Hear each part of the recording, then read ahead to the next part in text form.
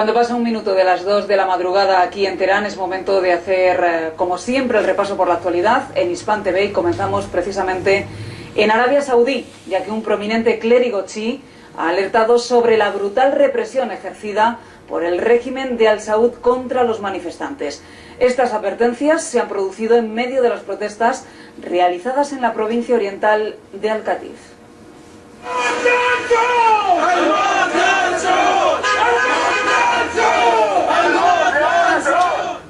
هذه الدماء التي تسفك في البحرين تبشر بزوال النظام، وآل سعود لا يستمر في سفك الدماء تبشرنا بزوال نظامهم بإذن الله.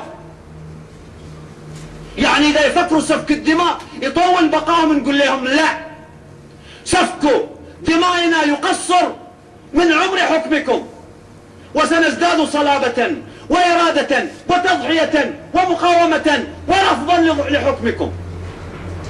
El jeque Nimr al-Nimr, orador del rezo colectivo de los viernes, a quien escuchábamos en la ciudad de Bamilla, igualmente ha exigido el fin del derrame de sangre. El clérigo ha asegurado la caída del régimen saudí si continúa la represión. En este sentido, los manifestantes congregados en la misma ciudad han demandado la caída del régimen de Al Saud. Asimismo, han exigido la inmediata liberación de los presos políticos. Las protestas se producen a pesar de la represión ejercida por las fuerzas del régimen contra los manifestantes durante los últimos meses. Esta provincia petrolera ha sido escenario de innumerables marchas contra la monarquía de Al Saud. Las protestas se han intensificado desde noviembre, cuando las fuerzas del régimen saudí abrieron fuego contra los manifestantes en Al-Qatif y mataron a 5 personas.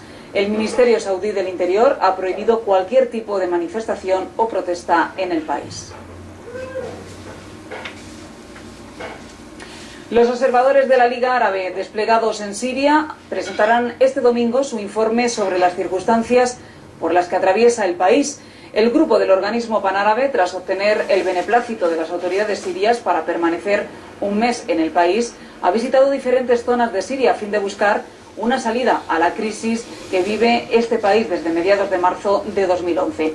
Tras la firma de un protocolo entre Siria y la Liga Árabe, un grupo de 165 observadores árabes ha estado supervisando la situación que se vive en el país desde el pasado 26 de diciembre. Por otra parte, miles de sirios han salido este viernes a las calles de la capital para pedir a la misión que presente un informe justo y equitativo sobre la crisis siria. Los manifestantes también han expresado su apoyo a las reformas propuestas por el presidente Bashar al-Assad y han condenado la injerencia extranjera en los asuntos internos de Siria.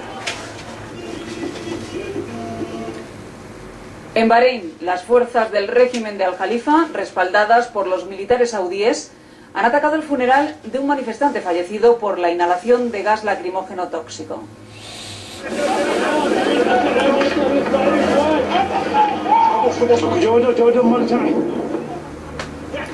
El ataque ha tenido lugar contra el funeral de Mohamed Hamis, de 20 años, que perdió la vida tras inhalar gases tóxicos lanzados por los soldados bahreiníes que intentaban dispersar una manifestación en demanda de la salida del régimen Al-Jalifa. Asimismo, ayer un menor de 12 años falleció también asfixiado con gas lacrimógeno durante la represión de los militares bahreiníes. Según las fuentes, las fuerzas de seguridad han atacado además las protestas que han tenido lugar en diversas partes del país. Estos enfrentamientos se han saldado con decenas de heridos y muchos detenidos. Desde el estallido de la Revolución Popular en Bahrein el pasado febrero, decenas de personas han perdido la vida debido a la brutal represión ejercida por las fuerzas gubernamentales. Viajamos hasta Yemen. Allí el Parlamento ha aprobado hoy el proyecto de ley que otorga inmunidad total al dictador yemení Ali Abdullah Saleh, pese a las masivas protestas del pueblo que exigen el enjuiciamiento de Saleh. El Parlamento ha aprobado con unanimidad esta ley, por lo que Saleh y los demás miembros de su régimen, responsables de la masacre de numerosos manifestantes durante la Revolución Popular, no serán enjuiciados. Asimismo, los diputados han aceptado al que fuera vicepresidente con Saleh, Abdurrahman Mansur Hadi, como el candidato de las próximas elecciones presidenciales, ignorando así una de las principales demandas de los revolucionarios yemeníes que exigen la salida de todos los miembros del régimen de Saleh. Desde el inicio de la Revolución Popular en Yemen, en el mes de enero de 2011, cientos de personas han perdido la vida por la brutal represión del régimen de Saleh. Gracias, Egenia. Los representantes de Azerbaiyán y Siria ante las Naciones Unidas han condenado el silencio guardado por el Consejo de Seguridad de la ONU ante el asesinato del científico nuclear iraní Ahmadi Roshan. En este sentido, Aksim Mediev, el embajador azerbaiyano, ha instado a la comunidad internacional a tomar un paso hacia adelante en la lucha contra el terror. También ha pedido al Consejo de Seguridad de la ONU que tome partido en el asunto, rompiendo el silencio y condenando los asesinatos de los expertos atómicos iraníes en los últimos meses. Por su parte, Bassar Jafari, el representante de Siria ante las Naciones Unidas, ha manifestado que la duda de algunos de los miembros del Consejo de Seguridad de la entidad internacional está en realidad contraviniendo los principios formulados por los órganos de las Naciones Unidas en relación al terrorismo. Mostafa Ahmadi Roshan, de 32 años, era el científico iraní profesor universitario que falleció el pasado 11 de enero por un atentado terrorista en Teherán, la capital iraní, cuando un hombre que iba en moto arrojó un artefacto explosivo contra su coche.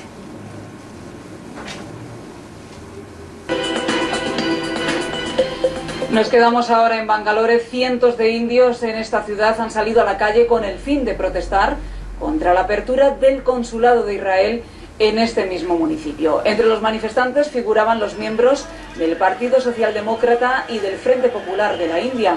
Las protestas se han efectuado después de que se reuniera el ministro de Exteriores de este país, Maria Krishna, con las autoridades del régimen israelí. Precisamente desde el Reino Unido nos llegan estas imágenes de los indignados británicos que continúan con su batalla anticapitalista, pese al reciente fallo del Tribunal Supremo de Londres, que autoriza el desalojo de su campamento de más de 3 meses frente a la Catedral de San Pablo.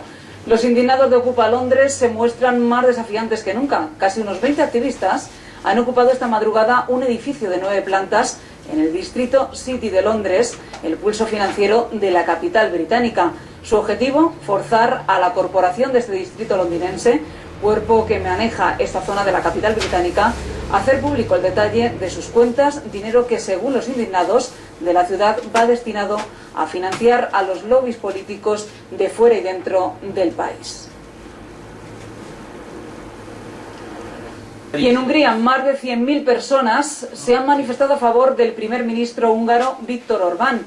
El mandatario se enfrenta a las críticas de la comunidad internacional por la introducción de una serie de medidas sobre la independencia de los medios de comunicación, el Poder Judicial y el Banco Central. Los manifestantes se han reunido en el centro de Budapest para mostrar su apoyo al gobierno del país, que se ha visto obligado a dar un paso atrás bajo la presión de la Unión Europea y el Fondo Monetario Internacional respecto a las nuevas reformas aprobadas en Hungría. El gobierno de centro-derecha de Orbán abandonó el viernes sus planes de fusionar el Banco Central, la primera señal concreta de retroceso precisamente en su disputa con la Unión Europea, que lo amenaza con bloquear la ayuda financiera que requiere el país. Recuerden que pueden visitarnos a través de nuestra web www.hispantv.com, donde podrán encontrar toda la información actualizada al minuto. También, como no, las frecuencias para que puedan sintonizarnos vía satélite.